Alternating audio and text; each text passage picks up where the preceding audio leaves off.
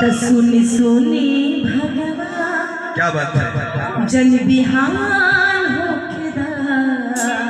कि सुनी सुनी भगवान अरे जन बिहान होखेदी आज राजा जी के कोलवे में जवान होखेदी आज राजा जी के कोलवे में जवान होखेदी हटे पहिला मिलनवा मिलन सजन के सजनवा पहिला मिलन सजनी के सजनवा अमन गुलाब नियन खिलल बा बदनवा हमर अमन गुलाब नियन खिलल बा बदनवा सुनी सुनी भगवान जन बिहान होखेदी सुनी सुनी भगवान जन बिहान होखेदी आज राजा जी के कोलवे में जवान होखेदी आज राजा जी के कोलवे में जवान होखेदी आज राजा जी के कोलवे में जवान होखेदी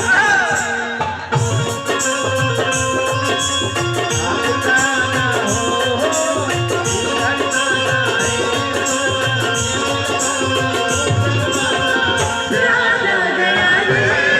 राधा गया प्यारा गया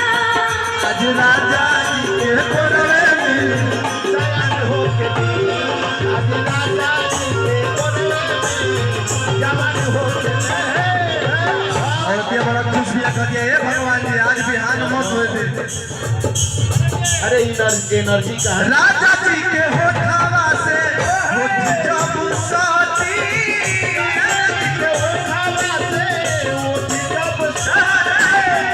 राजा जी के होठवा से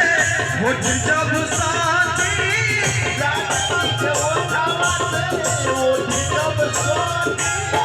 भूख जारी हमारा दिलवा के बाती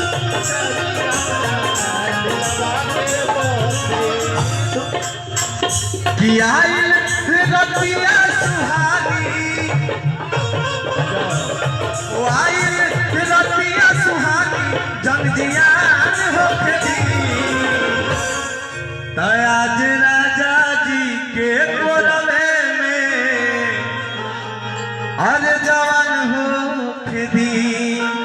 तो आज राजा जी के कोलवे में जवान होखेदी आज राजा जी के कोलवे में जवान होखेदी आज राजा के सजनवा आते पहिला मिलनवा मिलन सजनी के सजनवा हमार अंगे गुलाब नियन खिलल बा बदनवा सुनी भगवान जन बिहान होखेदी सुनी सुनी भगवान जन बिहान होखेदी आज राजा जी के कोलवे में जवान होखेदी आज राजा जी के कोलवे में जवान होखेदी आज राजा जी के कोलवे में कि 16 बरिस के भइलू अब ही प्यार ना भइल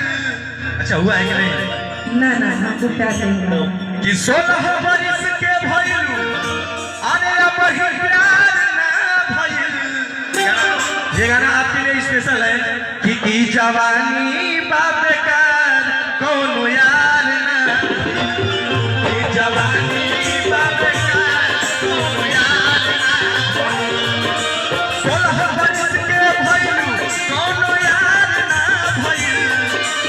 अरे एक बार हाँ के 16 बरिस के भइलू अब ही प्यार ना भइल ई जवानी बाप बेकार कोनो यार